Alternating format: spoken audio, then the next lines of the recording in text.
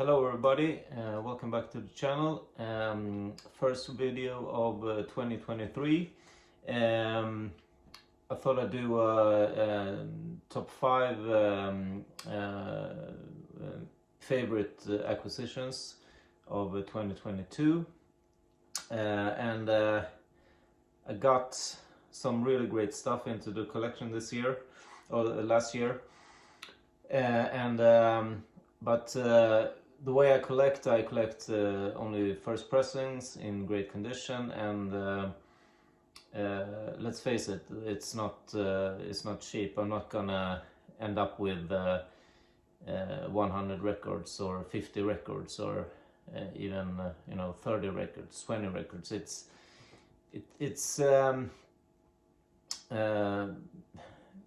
It's difficult to get a lot of stuff into the collection when you're after the kind of stuff that I am, and I've been trying to build a collection a bit faster. I want more stuff into the collection, but at the same time I want certain titles and they are expensive, and I'm picky about condition, and but there are a lot of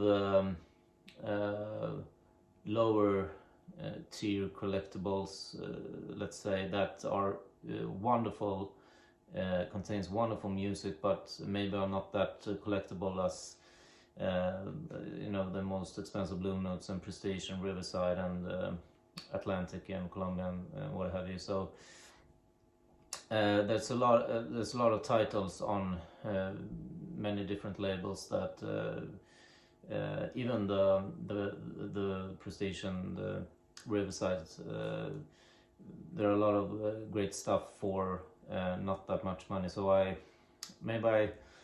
would try. I'm thinking about doing another approach, a different approach, taking a different approach to my collecting, and try to get some great titles for cheap titles, so I can get more stuff into the collection that I want faster, to build the collection a bit faster. And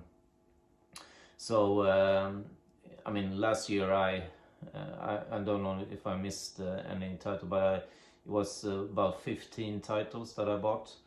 So it's impossible for me to if you're after these kind of titles in great condition, strict first pressings, it's that's all I can afford, and I'm happy to be able to afford these titles, but there aren't that many each year if you're sticking to that approach, but which I've been doing for the last 13 years. But I mean, like I said, I will try to get another approach going, and get more cheaper titles to get more stuff into the collection. I will probably take that approach now going forward. But top 5, let's get into it. Top 5 favorite acquisitions. I will leave some great ones out, but I figured top 5 is a good list. So the first one at number 5 is this one, Dusk Fire, by the Don Ravel and Carr Quintet on Columbia, the Lansdowne series. This is a beautiful album. It's has some very moody, darker sounds, and as well as more up-tempo stuff, but more moody, darker, shimmering stuff. It's right up my alley, so I love this album. It's a great mix of tunes, but I hadn't heard this before. I bought this from Vinyl Spot, the great record store in the Netherlands, Rotterdam, and they posted this on Instagram, and I I think I seen it before. Collectors posted it, and but I looked it up and listened. I sampled the music on Spotify and was blown away. It was superb music, so I just jumped on it. I figured out. I read some stuff as well about it, and it was very rare. Got that info, and so I didn't want it to. I just got hooked on the music straight away, and I got it from Vinyl Spot on Instagram. I was fast enough that time, so very happy to have acquired this. It's a lovely album. If you haven't heard it, I urge you to check it out straight away. It's great, and British musicians. I think Ian Carr is from Scotland though, but yeah, that's Britain. But yeah, superb album, and what's the label? And yeah, it's also the classic European or English or whatever flip back cover with the flaps, and yeah, great album at number 5. Right, at number 4, there's an album that I've been looking for. I had a shot at it some years ago. Didn't pull the trigger. I don't know why. Maybe I wanted something else even more at the time. But I'm very, very happy to have gotten another shot on this title, and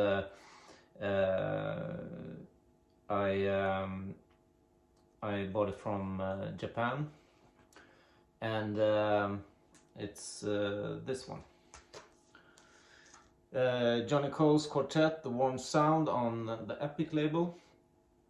And Johnny Cole's great trumpeter, very got a truly unique sound on the trumpet when he plays.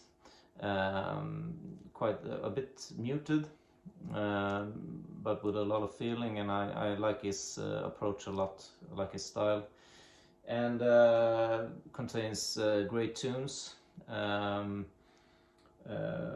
quite different to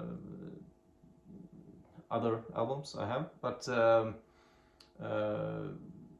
great album. And it features Kenny Drew on piano, great pianist of course, Peck Morrison on bass, and Charlie Persip on drums, who I love as well. But yeah, very rare, this title as well. True first pressing. That's the label, and this also is, I think it's the Matrix are supposed to be, I think it is 1A on this, and that is very rare, and it also comes, I think most of these first titles, first pressings, comes with a sticker for promotion. I think a white sticker on the labels, and on this particular copy, it's you can see that it has been there because someone has taken it off and has left some paper damage on the label on this one, and I think also some copies have on the cover as well, the not for promotion sticker. But this is a true first pressing, very rare, great music. Very happy to have found it. I need to check out more Johnny Cole's, get some more of his stuff into the collection. There's a Blue Note title, for example, I love, so check it out if you haven't.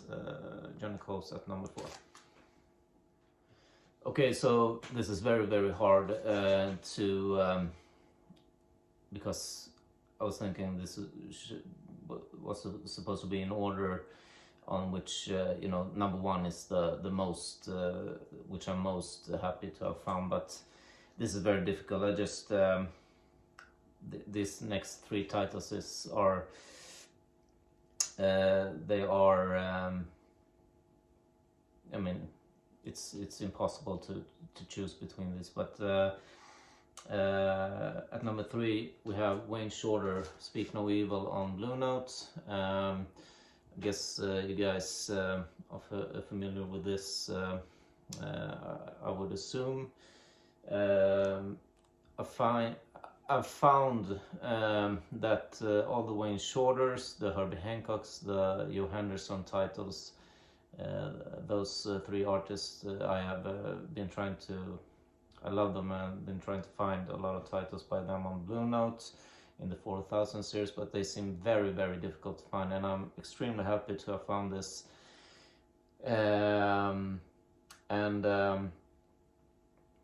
This is if I would have to choose at this moment, at least one title by Wayne Shorter that I would like the most to have found last year, was this one. So I'm very happy to have found this. Great cover. Sorry for the lighting on the glare.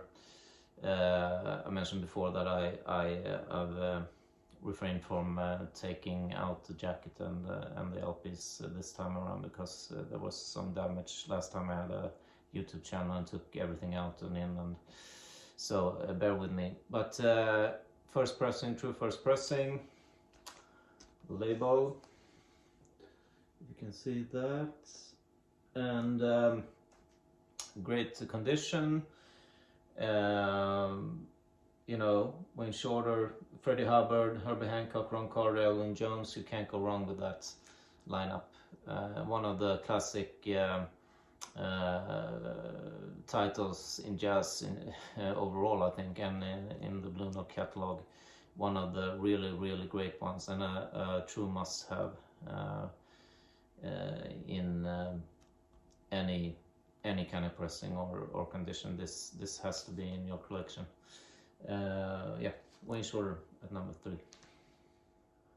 Okay, at number 2 we have another fantastic album, one I've been looking for quite a while as well. It's a Joe Henderson title, and like I mentioned, the Henderson titles are very difficult to find in the Blue Note 4000 series true first pressings of, and extremely happy to have found this. I didn't think I would find it in for many years because it seems so scarce. But and I've also, when I posted this on Instagram, I got the feeling that from other collectors that it's one that they are missing in their Henderson collection as well, because it's seems very, very rare for some reason. But I'm talking about the great Inner Urge by Henderson. Blue Note 4189, true first pressing, like I said. There's the label. Sorry about the glare again. And very nice condition. It's a preview copy. I think it's a preview stamp on the back. A little bit of H-toning on the back, but it presents quite well. Not a lot of ring wear at all, if any. It's a little bit of ring wear. I think it's mostly on the back a little bit, but great condition. So with the ear, very difficult to find. Great music. Love El Barrio. Great, wonderful tune. My favorite on this one, and the first track as well is superb. Great album all the way through. It's one of those titles that one of my favorite titles in the Blue Note catalog, as well as the previous one, of course, Speak No Evil. So this is Inner Urge at number 2, and the next title is one that it's an amazing album. It's one of the true, if not the best Blue Notes there is, period. And that one is coming up, but Inner Urge at number 2. Alright, number 1, maybe one of the greatest Blue Notes and jazz albums for me of all time. Never thought I'd found this. Never thought I'd find this in this kind of condition, and as fast as I did, and because I looked for it for a while, but not that it wasn't years. So very happy to have found it, and you know, paid a king's ransom for it, but it was worth it. And now have this one, Basra by Pete Larocca. Superb cover art, superb music. Malaguena, first track, dark oriental stuff, which I adore. Title track Basra is in the same vein, similar vibes, and truly great music. The other tunes are extremely nice as well, and this is a must-have in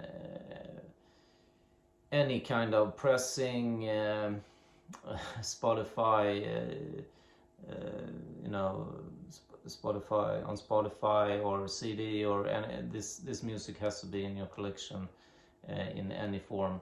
This is first pressing at the label.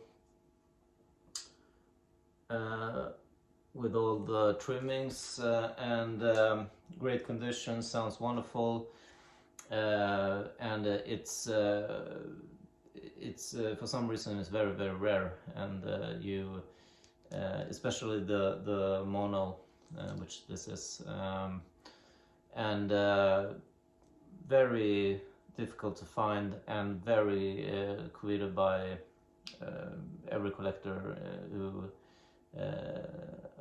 doesn't have this in their collection is after this one, I would believe, I would assume. So great music, superb stuff from Pete Larocca. He great drummer. He did not a lot of stuff as a lead. I think it was this one, a couple more. Turkish Women at the Bath was one of them on the Douglas label, I believe, and that one is great as well.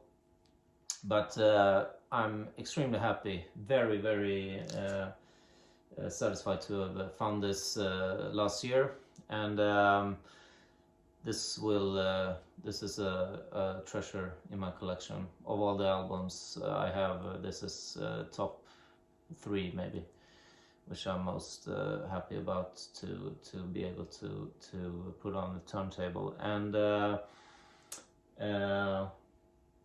yeah, this was the top 5, and a great way to end the list with this one, I think. I've left a lot of titles out of the list that are truly great. For example, Unity, Larry Young, Wahoo, Duke Pearson, Inventions and Dimensions, Herbie Hancock, you know, and plenty more. So yeah, but these 5 titles I'm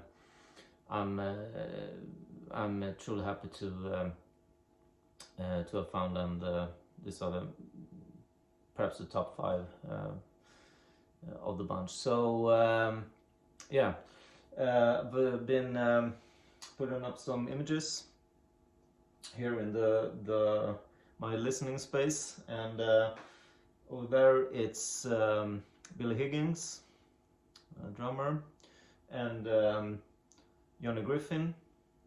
I think this is in Sweden, and Johnny Griffin as well here, holding his ears, holding his hands over his ears, so he doesn't get his ears doesn't get trashed by the trumpet there. And I think maybe the trumpeter is Don Cherry, I'm not sure, but great image, original photos, so I'm quite happy about that. And yeah, makes it a little bit cozy with some images up on the wall. Yeah, I just had some check on my needle, and it was I had some more needle pressure, tracking force, needle pressure adjusted, and it sounds great. And I just switched my Miyajima 1.0 mil to 0.7 mil thinner needle, and because I believe it's a little bit better tracking with that one on later 60s albums, like Bazaar, for example, or any album from 60s that tracks the inner grooves. So I think this one will be a bit better than the 1.0, which was also great, but it had some issues. And I think this one will be better as well if I want to buy newer albums, new, for example, Tone Poets or Music Matters or pressings from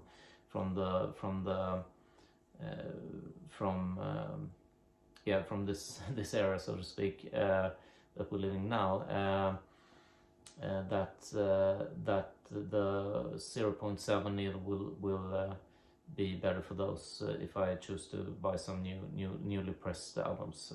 So I'm happy about that, and yeah, hope you're doing great. Please like and subscribe, and I'll try to make some more videos